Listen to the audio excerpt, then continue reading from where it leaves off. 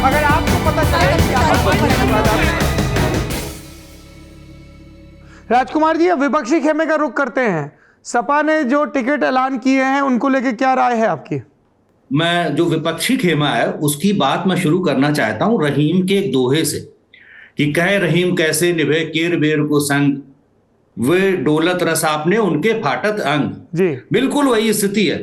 Samajwadi party अभी BJP को क्या चैलेंज करेंगे? ये लोग आपस में ही एक दूसरे को चैलेंज कर रहे हैं। समाजवादी पार्टी ने 16 सीटें अपनी घोषित कर दी, समाजवादी पार्टी ने 11 सीटें कांग्रेस को दे दी। और सबसे ताज्जुब की बात है कि समाजवादी पार्टी के सुप्रीमो अखिलेश यादव ये घोषणा कर रहे हैं। कायदे में अगर कोई गठबंधन है तो दोनों नेता होने चाहिए या पूरा गठबंधन एक साथ बैठना चाहिए, उसके बाद से कोई सीट्स की बात होनी चाहिए, कोई डिक्लेरेशन होनी चाहिए।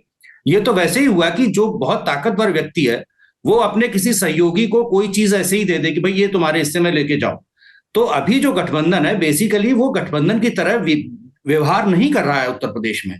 उत्तर प्रदेश में सिर्फ अखिलेश यादव अपने हिसाब से सीटों की घोषणा कर दे रहे हैं। उस पर ना तो रिएक्शन ठीक से आ रहा कांग्रेस का या राष्ट्रीय लोकदल का।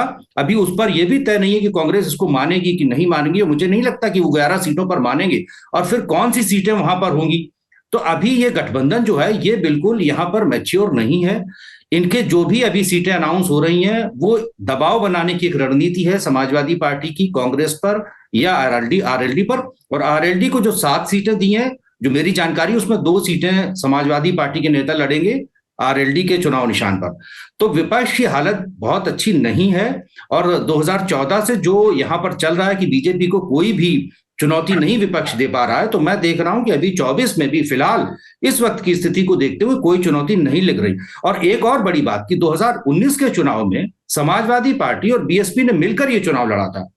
मैं एक सीट का आपको उदाहरण दूं, संभल की सीट का, जिसको मानते हैं कि वहां पर बर्क साहब बहुत आसानी से चुनाव जीत जाएंगे, लेकिन 2014 में वो चुनाव हार गए। जब बीएसपी साथ आई समाजवादी पार्टी के तब वो 2019 में चुनाव जीते वहां से। तो इस बार बीएसपी किन लोगों को टिकट देगी वो बहुत ज्यादा निर्भर करेगा कि विपक्ष की परफॉर्मेंस कैसी रहेगी। क्या और भी खराब हो जाएगी 2019 से? क्योंकि बीएसपी का जो भी कैंडिडेट होगा ये मान के चला जा रहा है कि वो बीजेपी से ज्यादा जो गठबंधन होगा, एनडी गठबंधन जिसको बोल रहे हैं हम, समाजवादी पार्टी, कांग्रेस और आरएलडी का, उसको ज्यादा नुकसान करेगा अगर ये गठबंधन हो गया तो भी। पहले तो यही सवाल है अभी कि गठबंधन होगा भी कि नहीं होगा यहाँ पे। जी लालवानी जी, टिकट डिस्ट्रीब्यूशन और जो कांग्रेस को सीटें दी जा रही हैं उसको लेके क्या टिप्पणी है आपकी? क्या आपके पास इनसाइट्स हैं? क्योंकि मैं दर्शकों को बता दूं, मेरी पिछले दिनों अखिलेश यादव जी से मुलाकात हुई और विस्तार से चर्चा भी हुई। ऑफ द रिकॉर्ड थी, ऑफ द कैमरा चर्चा थी। जल्दी हम उनके साथ एक विस्तृत इंटरव्यू भी रिकॉर्ड करेंगे। तो उन्होंने कहा कि भाई हमने तो कह दिया कि आप अपने विनिंग कैंडिडेट्स बताइए, है ना, और उसके हिसाब से और भी थोड़ा बहुत एडजस्टमेंट किया जा सकता है। कि उनका ये कहना है कि हम आखिरी तक इंतज़ार नहीं कर सकते हैं, इसीलिए जिन सीटों को लेके वो आश्वस्त हैं उसमें धड़ाधड़ कैंडिडेट्स के नाम का ऐलान हो रहा है। और ये भी कि ये नहीं होगा कि बदल दिए जाएं, कुछ छोड़ दिया जाए। हमारे कैंडिडेट हैं, हमने यहाँ से कह दिया, वो तैयारी में जुटे हुए हैं। और भी कई नाम हैं जिनका जल्द ही ऐलान होगा। फिर अखिलेश यादव जी से जुड़े सूत्रों ने भी ये बात कही कि 11 की 15 हो सकती है, 18 हो सकती है, पर पहले नाम तो बताए जाएं कौन है।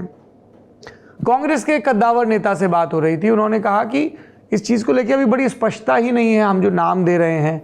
अभी भी एक बार बात चली कि साहब बसपा के साथ गठजोड़ हो सकता है कि नहीं हो सकता, और साफ तौर पर कहा गया कि बसपा ने अपना आधार जो बनाया है वो कभी भी कांग्रेस के साथ गठजोड़ नहीं करेगी, क्योंकि एक कोर वोट बैंक दलित का ऐसा है जो पहले कांग्रेस के पास था और फिर वो बसपा की तरफ गया है। और इसीलिए उनकी तरफ से ऐसी शर्तें भी आ रही कि पहले आप बहन जी का नाम प्रधानमंत्री के पद के लिए घोषित करिए और उसके बाद कुछ होगा। लालमणि जी, ये जो कैंडिडेट्स का डिक्लेरेशन है और जो इनफॉर्मली बताया जा रहा है कि हम ये 11 सीटें दे सकते हैं कांग्रेस को, उस पर क्या इंसाइट है आपके?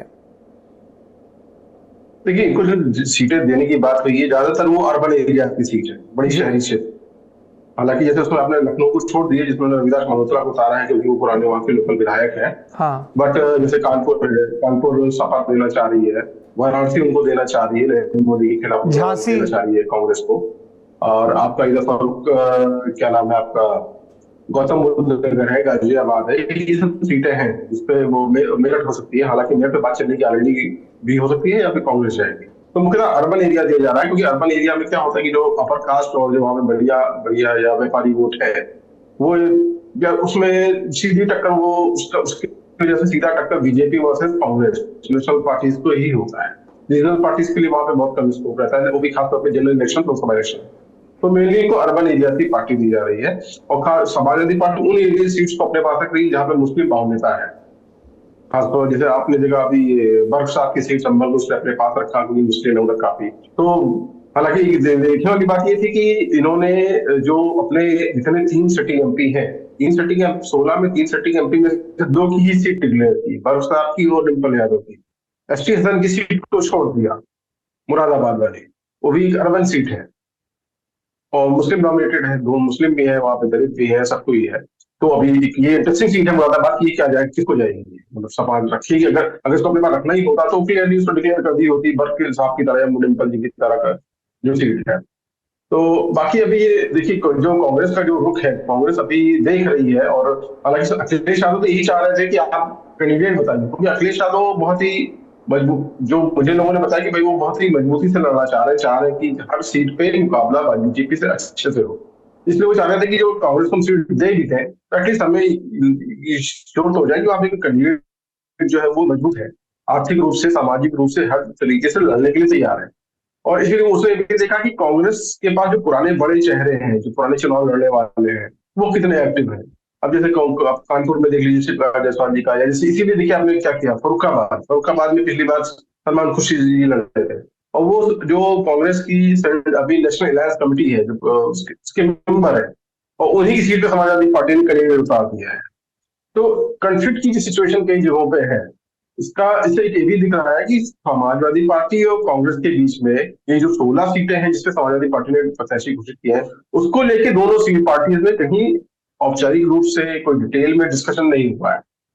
अब ये 11 सीटें कौन सी ऑफिशियली डिक्लेयर भी कर रहे हैं। इनफैक्ट करना तो कांग्रेस को चाहिए था कि भाई हम ये 11 सीटें लड़ने जा रहे हैं, बट अनाउंसमेंट हो रहा है समाजवादी पार्टी की तरफ से। इसी तरीके से आरएलडी को 7 सीटें दी जा रही है, तो घोषणा की जा रही है समाजवादी पार्टी की तरफ से। कांग्रेस राष्ट्रीय लोकदल ने तो अभी तक एकदम शांत बैठे हुए हैं, वो ना 7 बोल रहे हैं ना वो सीट का नाम बता रहे हैं। हालांकि कल उन्होंने वीडियो पोस्ट किया अपने ट्विटर हैंडल पे, जिसमें उन्होंने मुजफ्फरनगर को ऑलमोस्ट डिक्लेयर किया है। बाकी तो अभी तो मुझे यही लग रहा है कि दोनों तरफ से कॉन्फ्लिक्ट सिचुएशन है। शुक्रिया लालमणि जी।